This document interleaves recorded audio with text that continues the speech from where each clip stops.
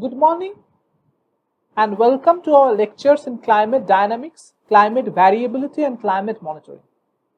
In the previous class, we have discussed the heating rates for shortwave and longwave radiation for various atmospheric layers and evaluated the analytical functions as well as plotted the heating rates, the total heating rate as well as the heating rate contributions of the various absorbing species in the troposphere and the stratosphere.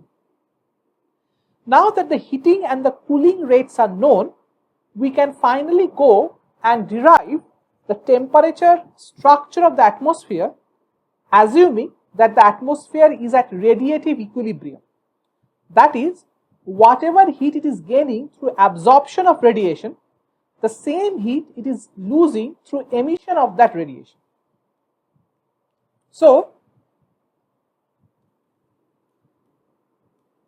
the problem that we will be solving is the temperature distribution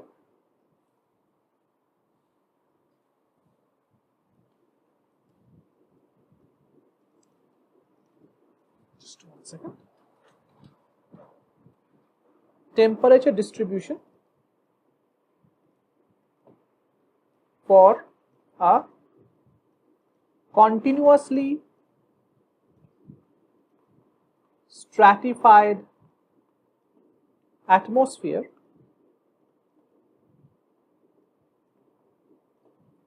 in radiative equilibrium. Okay.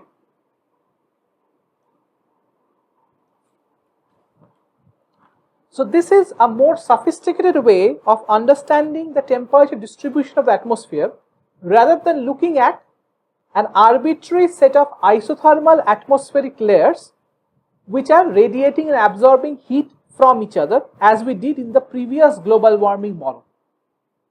Okay. So the main assumptions here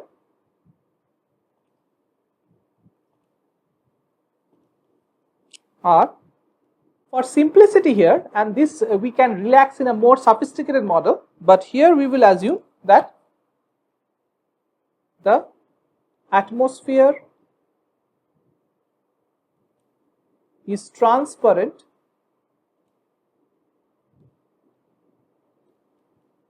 to short wave radiation. So this is the main assumption, which is obviously not true, but we will be doing this to show a simple derivation. Okay. And all shortwave radiation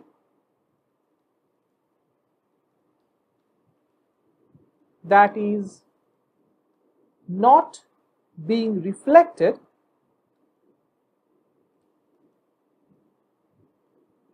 is being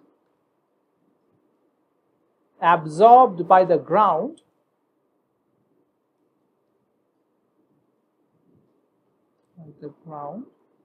and then re-radiated as long wave terrestrial radiation. Okay. So we will be neglecting the atmospheric heating caused by the shortwave radiation directly. Instead, all the shortwave radiation that is not being reflected by albedo effect is absorbed by the ground and then it is being re-radiated back as long wave terrestrial radiation. Okay. So we will just look at the long wave radiation case and how the atmosphere is being equilibrated by absorption and emission of this radiation. Okay.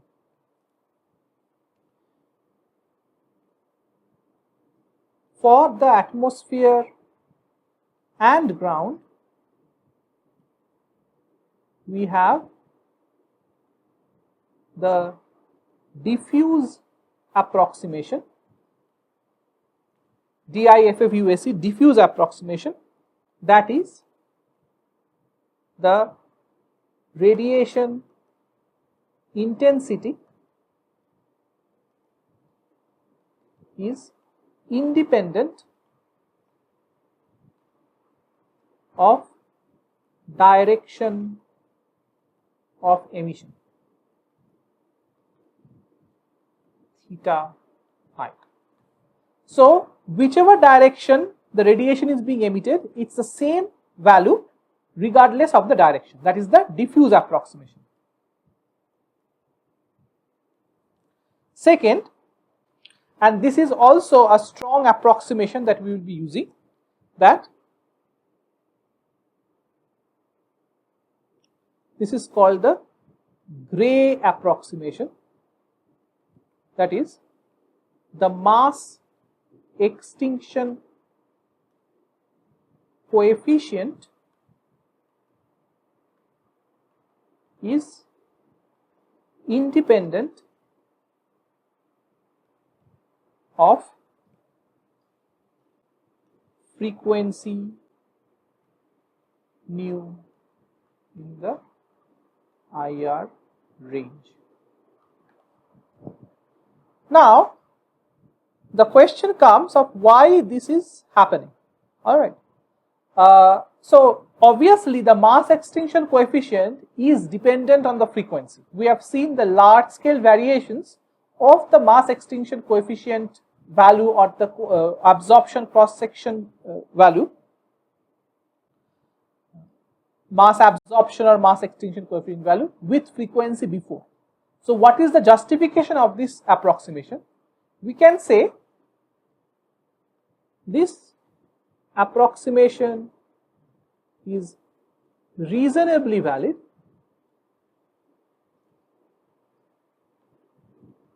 for lambda greater than, say, 14 micrometers, where H2O based absorption is more or less universal.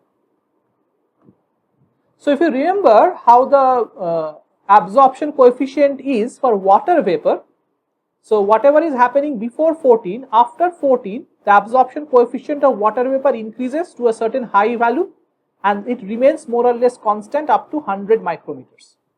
So between 14 and 100 micrometers, this water based absorption coefficient makes the absorption coefficient more or less independent of wavelength lambda. So this approximation is reasonably valid if the lambda is greater than 14 micrometers.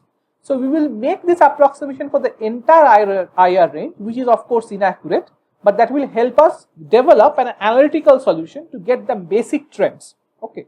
Of course, if you actually want the evaluation, you have to find the k with respect to nu and use that, but that will of course complicate the problem significantly. Okay.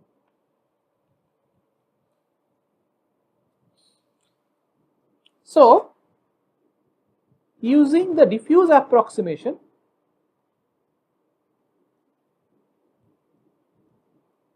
we have got minus df nu upward at a given altitude z. This is the spectral radiation flux density or spectral irradiance upward, hemispherical, that is, by delta tau nu star. Remember, tau nu star is related to the optical depth tau nu by the function 1.66, which is kind of looking at the effect of, so tau nu is only along the vertical direction. Tau nu star also takes into account that radiation is emitted in angular directions, and thus there is a 1.66 term that comes to the optical depth term, plus f nu upward z equals to pi b nu t. This is the spectral black body radiation, and for the downward radiation, downward irradiance, hemispheric irradiance, we have df nu z downward by d tau nu star plus f nu downward z equals to pi b nu t. These two expressions we have derived before, where tau nu star equals to 1.66 tau nu. Because we have the gray using the gray approximation, we can integrate over the frequencies.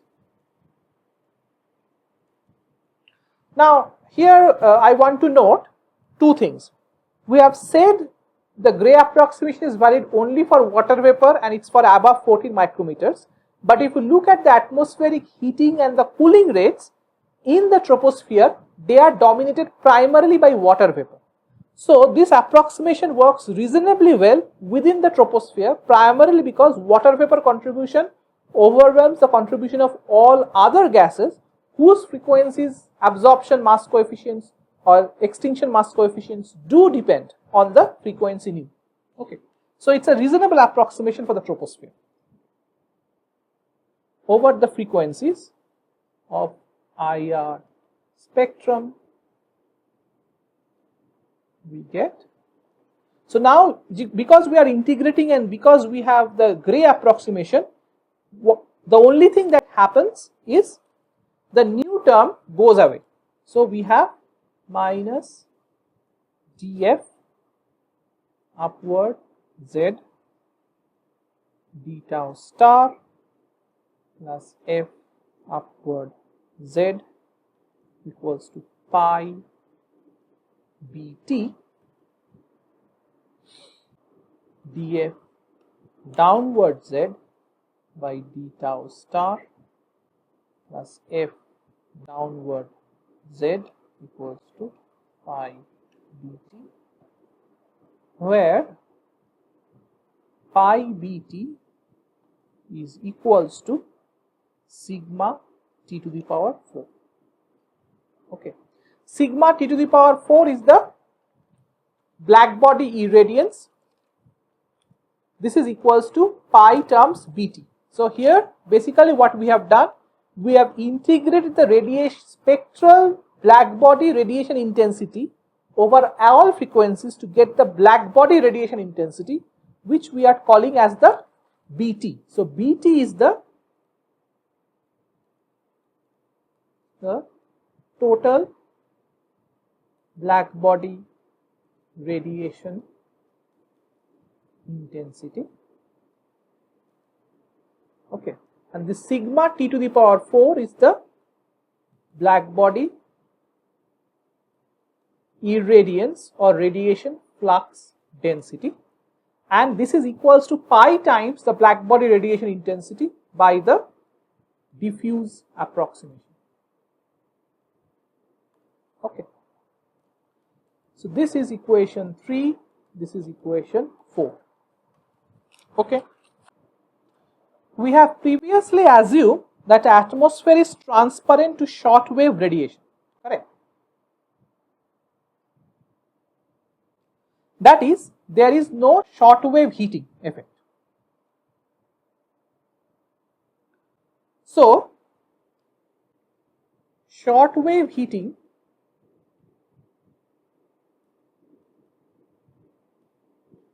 of the atmosphere Q dot SW equal to 0.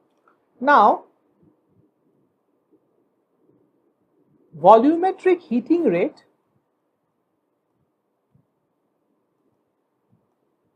is given by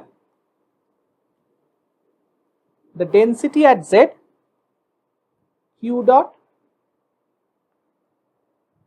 LW nu equals to minus dfz nu dz. Okay, where fz nu equals to f upward z nu minus f downward z nu, correct? So this is the volumetric heating rate, and we do not have any other volumetric heating rate because the short wave heating is 0 in this specific case. Okay, but since the atmosphere is at radiative equilibrium, that is at steady state. So there cannot be any net heating or cooling of its layers. Okay, so if you average over say an entire year and for all times of day and night, and assume that the atmosphere is at a radiative equilibrium, that is the mean temperature, say mean annual temperature or the mean temperature over multiple years or something like that, is constant at any layer of the atmosphere, then it must be that there is no heat entering that atmospheric layer or leaving the atmospheric layer such that its temperature is changing, because as soon as there is a unbalanced heat flux into or out of that atmospheric layer, its mean temperature is going to change. So we are looking at the mean values and assuming that because of radiative equilibrium, the radiation incoming and the radiation outgoing must be matching. So this means this expression here must be equal to 0. 0 by radiative equilibrium assumption.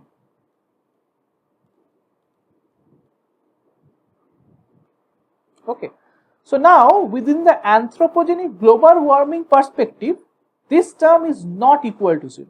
Okay, because of the increasing in the absorber gas concentration, there is a net heating of atmospheric layers, which is why this term is non-zero. As a result, the temperature is rising over the decades. All right, but here we are first taking the steady state case, assuming that all of these things are constant, and so on average the temperature is not changing. Okay, if this is accepted for now, then this means that df z nu by dz equal to 0 implies f z nu is constant. Okay, only if the net radiative flux at any given z nu is constant, it is not changing with z. Okay, not changing with z, only then is this gradient 0. What this means then is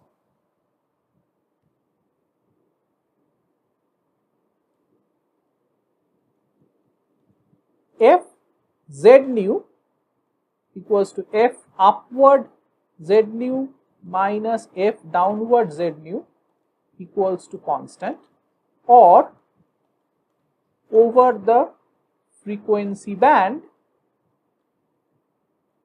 over the IR frequency band, fz equals to f upward z minus f downward z equals to constant. Okay, independent of z. This is the spectral flux density, this is the total flux, upward flux density, equals to the net upward flux density equals to total upward flux density minus total downward flux density, and this is independent of z. Okay, in the IR spectrum. At the top of the atmosphere, that is z tending to infinity, tau z equals to 0. Optical depth is of course 0 at the top of the atmosphere, hence tau star z is also equal to 0, and f downwards at z tending to infinity is equals to 0, because there is no long wave radiation coming from space. So f downwards at tau star equal to 0, which I can call f downwards 0. So here we are saying that the variable with which we are evaluating the upward and the downward radiation flux density is the modified optical depth tau star, which is of course a function of z, rather than z itself. So tau star equal to 0 is z tending to infinity, which is f downwards at the top of the atmosphere is equals to 0. Okay. This is at the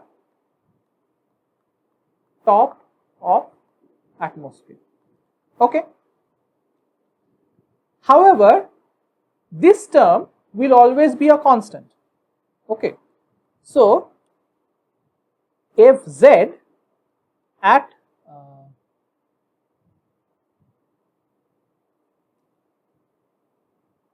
tau star equal to 0, okay, which is basically that at the top of the atmosphere, must be then equals to F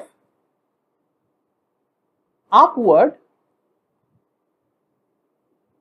tau star equal to 0 equals to F upward at modified optical depth of 0, which is z equals to infinity basically. Okay, and this is equals to the constant. So at the top of the atmosphere, basically, since the downward long wave radiation flux is 0, the net upward radiation flux is basically the total upward long wave radiation flux at the top of the atmosphere, which is F upward 0. Okay. So just to note, z is in this direction from 0 to infinity. This is the direction of tau star, which is at 0, and whatever is tau star ground. Okay. So the variable z is going this way, the variable tau star is going this way. Alright. Now, the Earth is at radiative balance. What this means is the total outgoing long wave radiation flux must be equal to the total incoming short wave radiation flux. Since the Earth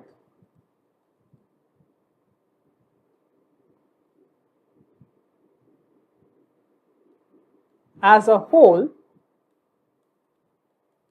is in radiative equilibrium, hence F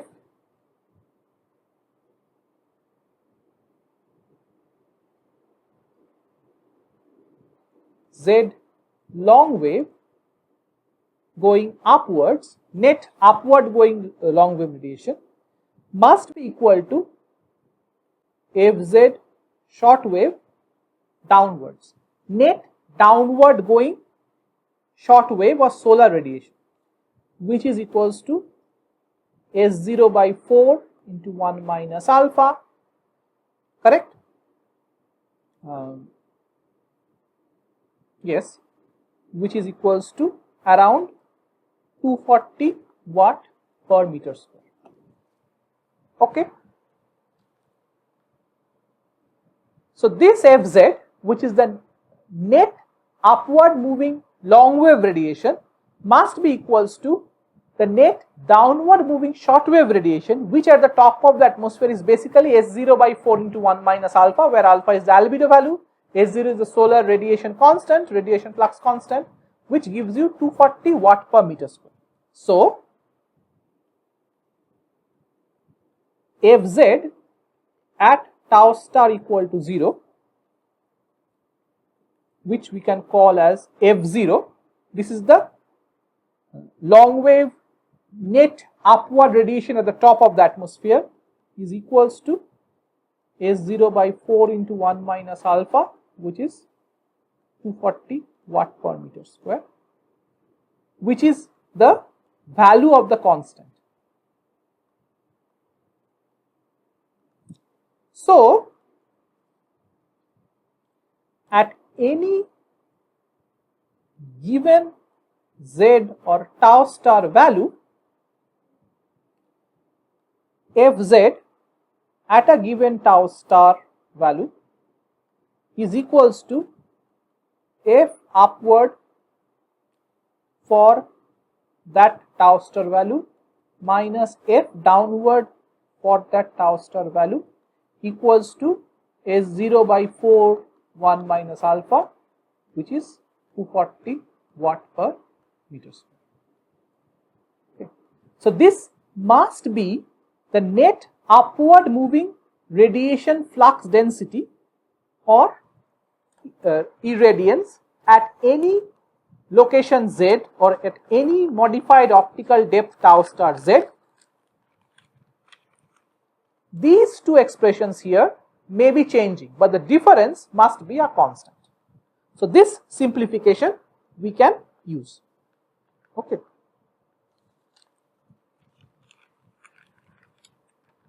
We will stop here right now. We will continue the derivation in the next class. Thank you for listening and see you in the next class.